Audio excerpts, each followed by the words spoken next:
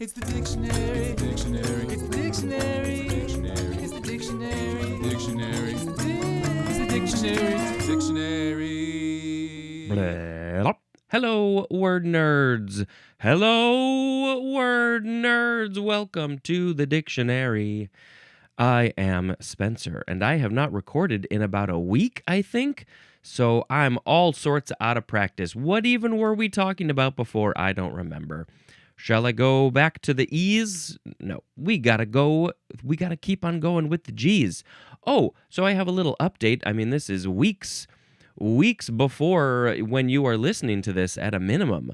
But we may have figured out what is going on with the Apple Podcasts. They were not showing my newest episodes. And first of all, they have a limit of only showing 2,000 episodes, which you know for me is not enough. I need more than 2,000 episodes because I already have more than 2,000 episodes. But the other issue is that my podcast was set to either serial or episodic. I think it was set to serial, which seemed like the right thing, but the way that the podcast platforms shows the oldest episodes first when your podcast is serial, serial. But I wanted my newest episodes to be available, so I had to switch it to episodic, and that seems to have mostly fixed the issue. Although when I checked it this morning, let's just check it again. I don't think anything would have changed. When I checked it, it has the most recent episode, which at the moment of recording is G39. But then there's a whole bunch missing because the next episode is pre-G number 1. So that's like 50 or 55 episodes that are missing. So I know that people have issues with Spotify, but they do have all of them. There are also lots of other podcast platforms that I have not looked into that also, I believe, have my podcast and also maybe have everything. And also, more alsos, you can go to my YouTube channel where also all of them are available. Okay, here we go. Our first entry in this episode is georgic. Georgic, Georgic, first form of georgic. It is a noun from 1513. It is a poem dealing with agriculture. Just agriculture. Here's my poem about agriculture. Look at the farm. Look at the cows. Look at the horses. Look at the plows. Yeah, that was a georgic poem right there. This word is from the word georgics with a capital G and an S at the end, and that is a poem by Virgil. Also from the Latin georgicus. Doesn't say what that means. So it seems like, and I can't remember really what we were talking about at the end of the previous episode. We had Georgian, 6 forms of Georgian. The Caucasus, people from the country Georgia or the state Georgia. There's also the gorges of Great Britain. So how is this related to agriculture specifically? What I would like to do is go to the Latin language on the translate and just type in that word, georgicus, just means Georgian. So I wonder if maybe, but also it says agricultural, georgicus, rusticus, colonicus. So maybe the country, Georgia, is very agricultural, maybe? I don't know. The dictionary doesn't give me that kind of information. But you could write your own poem about agriculture and call it a georgic, and then you could please send it to me, email it to me, send me a voicemail, then I shall read it or play your audio on a future episode. Now, we got to go on to the next one, which is related, and I have to make a sound effect, which will be Frank. Now we have the second form of georgic, It is an adjective from circa 1720. The synonym is just the word agricultural. Agricultural. So just anything that has to do with agriculture, growing stuff, maybe dealing with some animals. It's georgic. Now, do we have different etymology? Let's see. This is from the Latin georgicus, which is from the Greek georgikos, which is from another word georgos or gorgos. That means farmer. Plus, or from geo prefix, which means G or gi, which I think is about earth, and then ergon, which means work. So it's all about working with the land, on the land, with the dirt and the soil, and all those things. So that makes sense. I don't remember if we had any other words that were sort of related, but it's the j, and the org, and then you put it together and it's working with the land. That's all it is. So is that how the name of the country Georgia got its name? Is that how it got its name? I don't know. Let's look that up, I guess. How did the country Georgia get its name? Auto-filling. Likely derived from its English name from the 11th to 12th century Persian, Arabic, and Syriac designations, which may root in the ancient Persian term for land of the wolves, rather than from St. George or the U.S. state. Land of the wolves. That sounds like a fun place to go. And it probably maybe could also have something to do with agriculture. I don't know. What was my sound effect? Something like pronk. Now we have geoscience. Noun from 1942. Number 1, the science as geology, geophysics, and geochemistry, dealing with the earth. So all of those different types of sciences, there was 3 listed there, and maybe there's more. All of those sciences are the geosciences because they deal with the earth, doing science with the earth, testing things, experiments with the earth. And I think we're going to see at least 1 or 2 of those in this episode. We're finishing up the geo section here in this episode. Number 2, for geoscience, any of the geosciences compare to earth science, which would that be basically the same thing? It seems like it would to me. Geoscientist, that is a noun, going out into the world. Into the world. I'm sure some of them would like to go literally into the world, dig a big hole and go see what's going on the inside where it's very, very hot. I don't think we're going to be able to do that. Geoscience. Now, moving on to it's the word geostationary. Maybe it's some stationary paper, just a pad of paper that looks like the world, has the world printed on it, is made of dirt. Geostationary? Okay, this is an adjective from 1961. It is being or having an equatorial orbit at an altitude of about 23,300 miles or 35,900 kilometers, requiring an angular velocity the same as that of the Earth, so that the position of a satellite is in such an orbit is fixed with respect to the Earth. Okay, so that's a lot of information to basically say that something that is geostationary, like a satellite, maybe a satellite that we create and put out there into the orbit around the Earth, that it's, I believe that as the Earth turns, this object is turning at the same rate, so it's always in the same place above the Earth.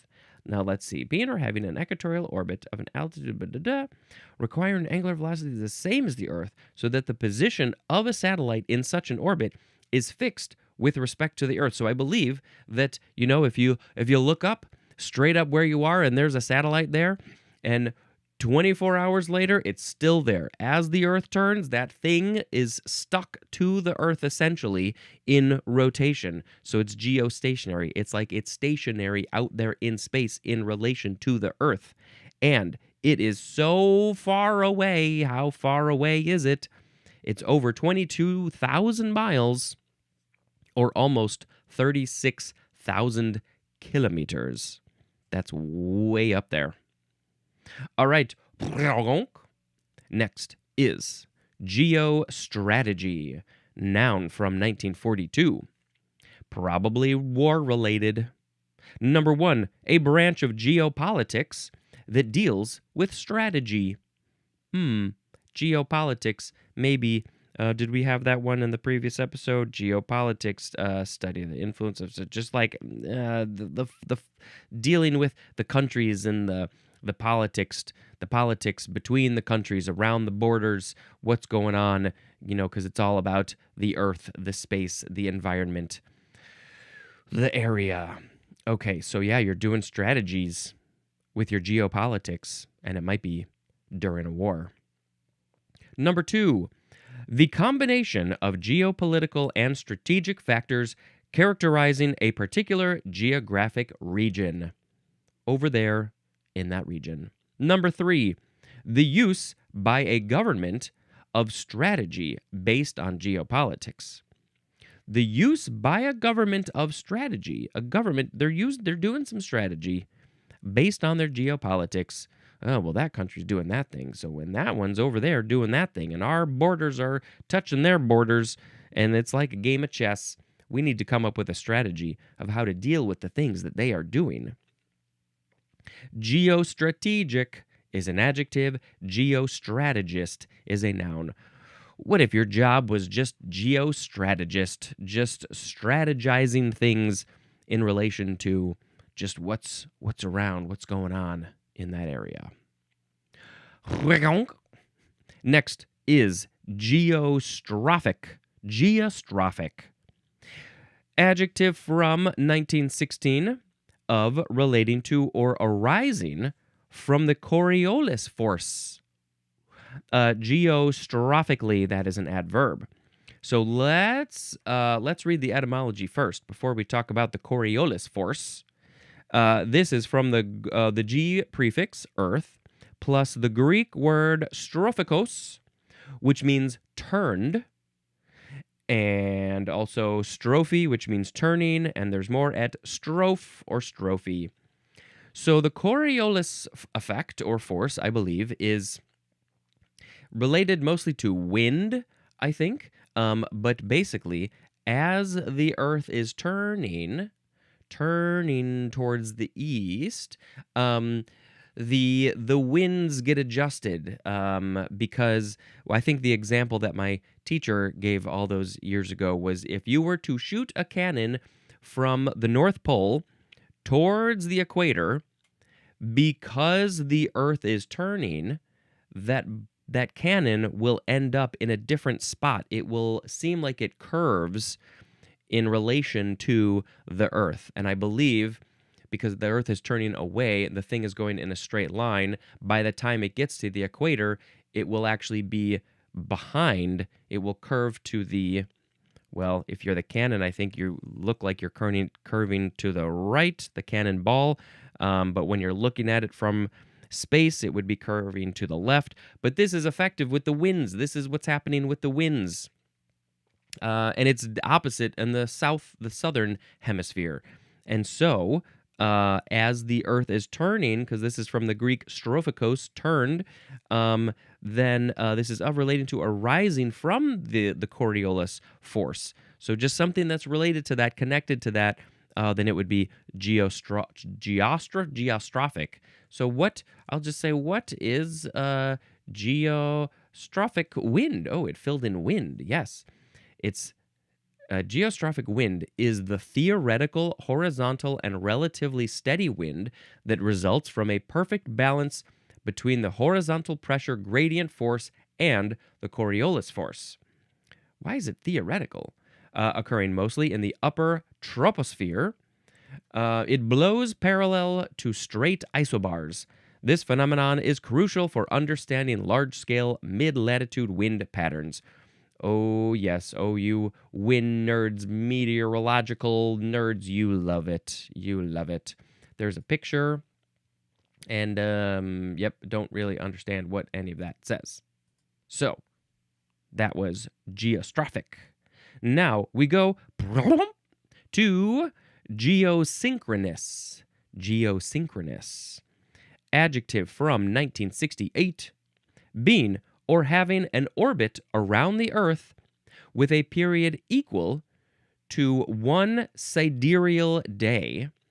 And specifically, we have the synonym geostationary. So that was the thing that's sort of locked, connected to the Earth as it's going around the Earth. It's not really going around, it's just going around with the Earth. So synchronous, very similar, right? An orbit around there with a period equal to one sidereal day. And does that basically say that it's the time it takes for it to get back to essentially the same spot is the same as the Earth? That would make sense to me. I don't remember what the word sidereal means. Yeah, sidereal day. What is that? The time it takes for the Earth to complete one full rotation on its axis relative to distant stars, lasting 23 hours, 56 minutes, and 4.09 seconds. It's shorter than our familiar 24-hour solar day.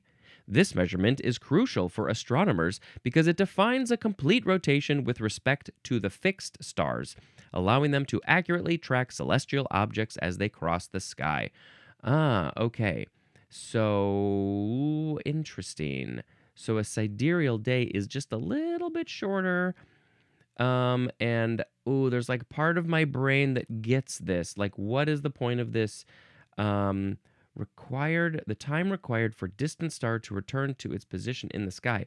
But because we are constantly changing a little bit, because the Earth is moving, it's rotating, but it's also moving around the sun, then it's like it's a different time. It's constantly adjusting. It's similar to like how the moon I'm trying to like think of different ways to describe this. So the sun comes up at a different time every day because every day things are just a little bit different. It adjusts just a little bit, and so it's. I don't really know how to describe this. It's just a tiny bit of a difference every single day. And so if you want to see where the stars were in the exact same spot, you're going to check it 23 hours, 56 minutes, 4.09 seconds later. But our full day, just relative to the Earth itself, it's closer to 24 hours. I don't really know. I feel like I need a little bit more, I don't know, a little bit more something. It's used for precise pointing of telescopes, right? The astronomers really care about the sidereal day. It reveals that the Earth actually rotates about 366 times relative to the stars in 1 year, not 365. That's why we sometimes get a leap day. Anyway, we have talked so much about this. It's all about just those tiny little changes. They add up, and we need to adjust for them. Okay, now we got to go to the next word, which is geosyncline. Syncline. It is a noun from 1895. It is a great downward flexure of the Earth's crust. The crust of the Earth. That tasty, tasty pizza crust. It's going down. Geosynclinal, that is an adjective. So I feel like I need a visual example of this. Geosyncline, a great downward flexure. Why can't I say this word? Flexure. Massive linear depression or a subsiding trough in the Earth's crust, often located along continental margins that accumulates thick layers of sediment. Let's look up some pictures of this flexure so we can really understand what we are talking about. Is it a canyon? This one looks like it's, part of it is called the basement. Yeah, it's like between mountain ranges, there's just this big there's this big kind of canyon in between them, and it's, I don't know, maybe made by plates or something. Now here's another one where, where is the geosyncline here? I don't see one, or maybe it's the whole thing. There's one landmass and it's going towards another landmass, and the crust is going down below the second one, and then there's this space that's got some water, and they're getting closer and closer, and then eventually the landmass hits the first one, and then it creates this mountain range. So maybe the space in between them first was the geosyncline or something. This one shows a geosyncline. There's sea in the middle and land on either side, and then they're going towards each other. And so then there's sediments that are accumulating, and then the land folds, and you get mountains. But the geosyncline, I think, is usually the space in between. Sure. Okay. Now there is no etymology. Syncline must have something to do with, I don't know, the sea, the water, the space, the depression. I don't know. Next is geotactic. Geotactic. I'm just going to put on my geotactical gear made of tectonic plates. Okay, geotactic is an adjective from 1899. It is of or relating to geotaxis, which is our next word. Geotaxis. It looks like the word taxis, plural. Hey, taxis, can you give me a ride? Look at all those yellow taxis out there. Geotaxis. Noun from 1899. A taxis in which the force of gravity is the directive factor.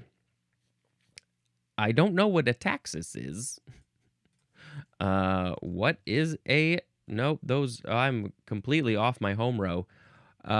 What is a taxis? What is a taxis?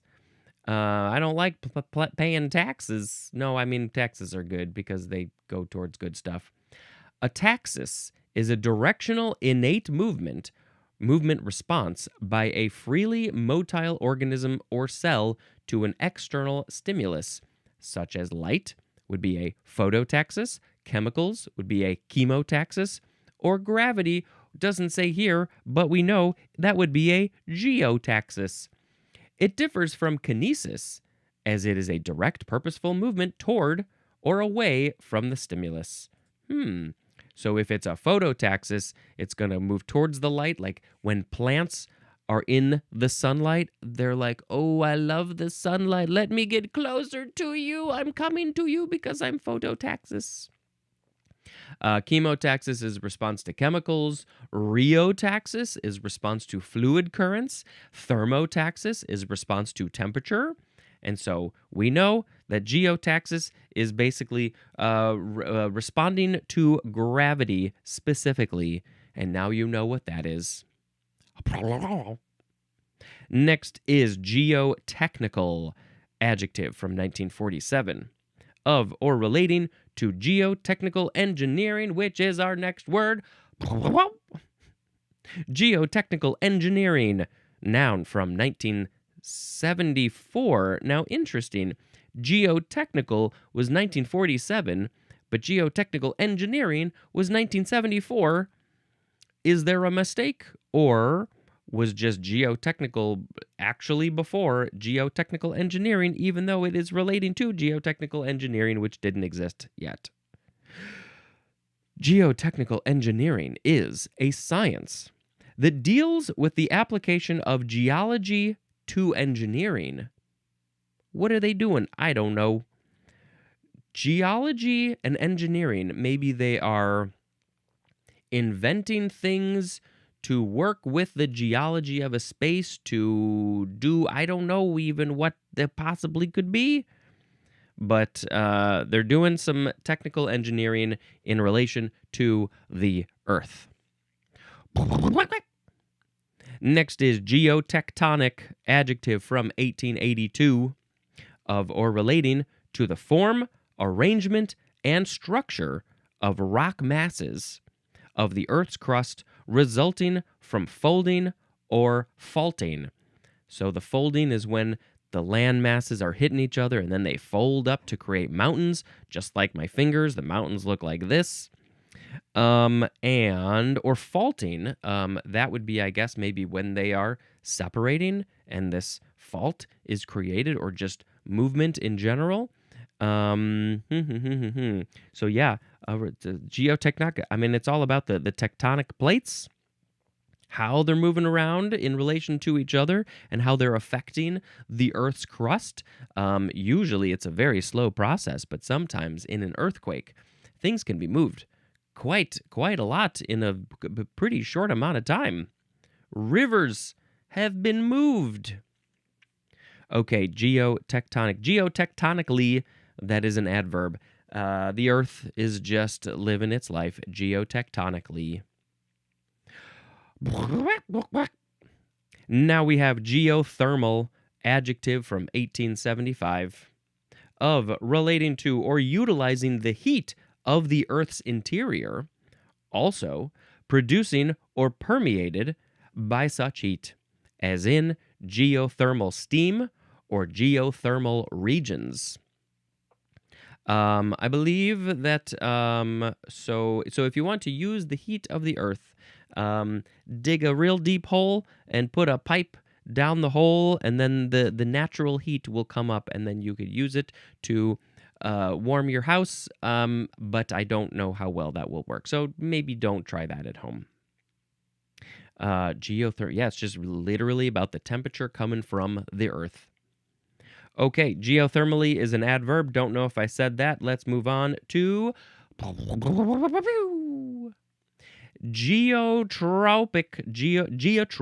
or geotropic. Adjective from 1875, of or relating to geotropism. Geotropism? Geotropically is an adverb, and geotropism is our next word. And you don't know what it is, and I don't know what it is, so we should probably go talk about that one. Geotropism is a noun from 1875.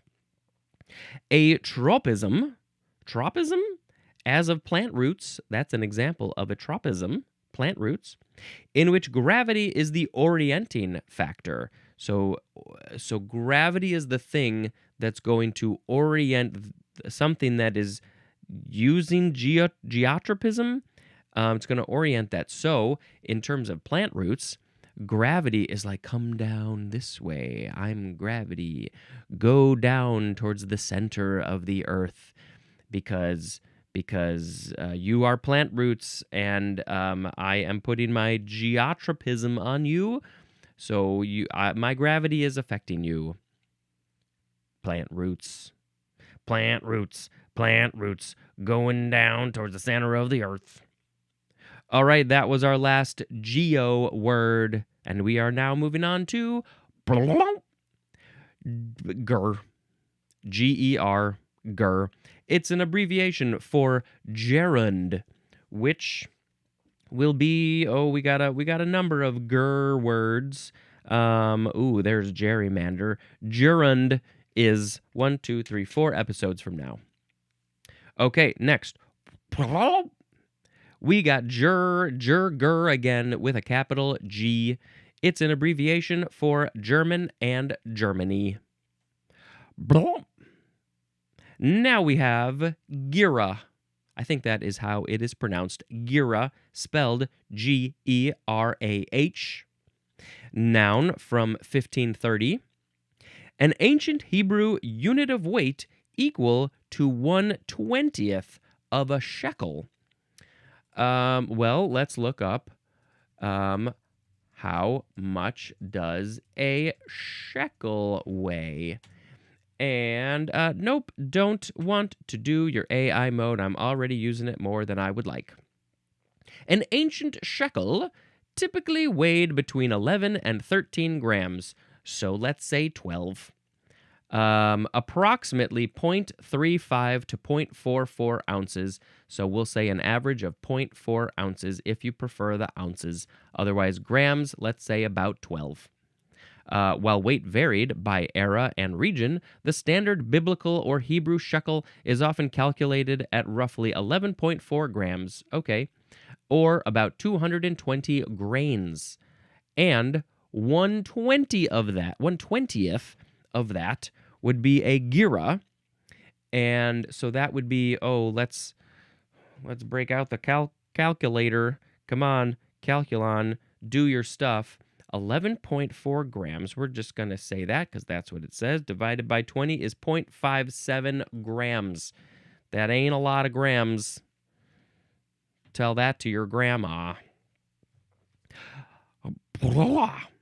Now we have the word, this is our last word. It is geraniol. Geraniol. You could also say ol at the end. Geraniol. It is spelled Geranniol.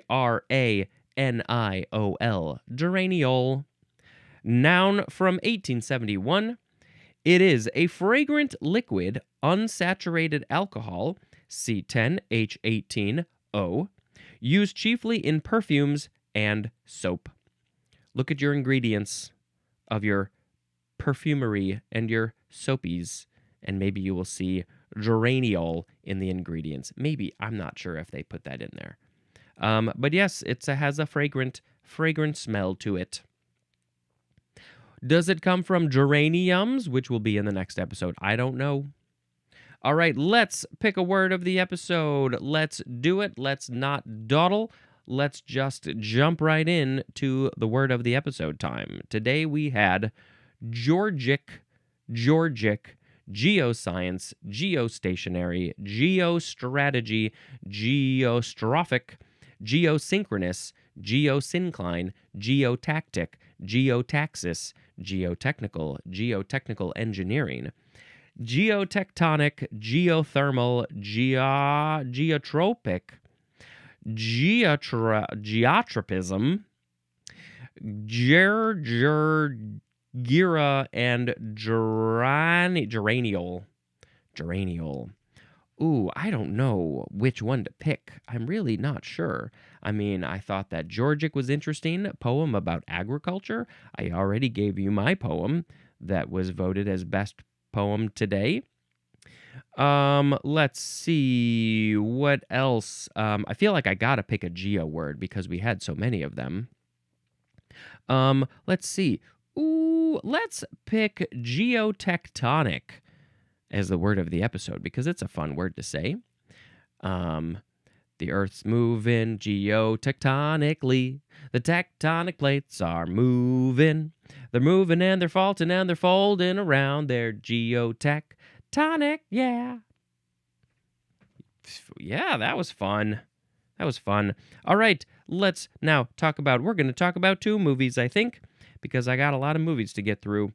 All right, the next movie that I watched is called Good Fortune, and this is the kind of a silly movie about an angel who's maybe not very good, and he is trying to help somebody. And what happens is he makes a big decision, and a lot of weird stuff happens.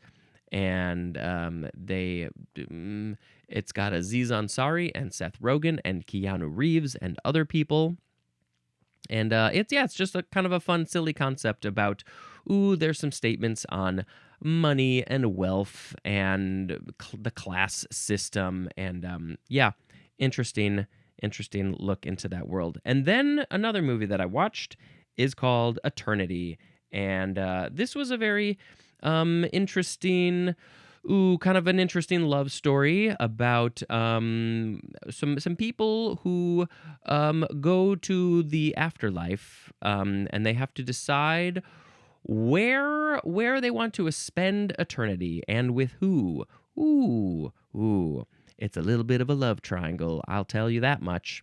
The poster basically shows that. Very, very silly at times, but also very real and deals with just like relationship stuff and love and all of these things. So yes, I enjoyed it. All right, those are the 2 movies that I told you about. I'm putting links in the show notes for all those sorts of things, and I hope you come back next time where you will hear me talk about some more G words because, we got a lot of them. So many episodes coming into your faces. And until next time. Oh, there's the word gerbil. Until next time, this is Spencer dispensing information. Goodbye.